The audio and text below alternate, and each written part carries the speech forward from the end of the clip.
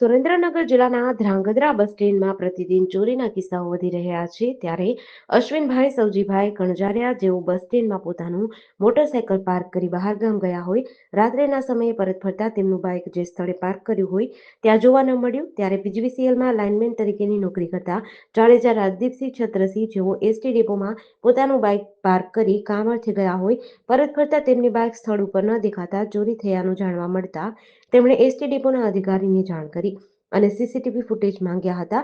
જ્યારે બંને લોકો દ્વારા ધ્રાંગધ્રા સિટી પોલીસ મથકે બાઇક ચોરી અંગે અરજી મારફતે ફરિયાદ આપી હોય અને તાત્કાલિક આવા બાઇક ચોરોને ઝડપી પાડવાની માંગ કરી હતી.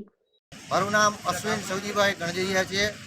ગઈકાલે હું 19/3/25ના રોજ સવારે બસ સ્ટેન્ડ આવેલો હતો. મારું બાઇક અહીંયા બહારગામ જવાથી હોવાથી મેં પાર્કિંગમાં મૂક્યું હતું.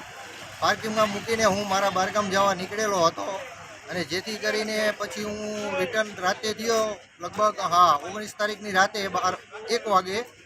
મારું બાઇક અહીંયા હતું નહીં અને આ બાઇક ચોરાઈ ગયેલું હોવાથી મેં આજ સવારે પોલીસ સ્ટેશન અરજી કરેલ છે. એટલે જેથી કરીને હું એવી વિનંતી કરું છું કે આવા ચોરોને અથવા લુખા તત્વો જે કોઈ હોય એમને પકડવા મારી નમ્ર વિનંતી અને અપીલ છે.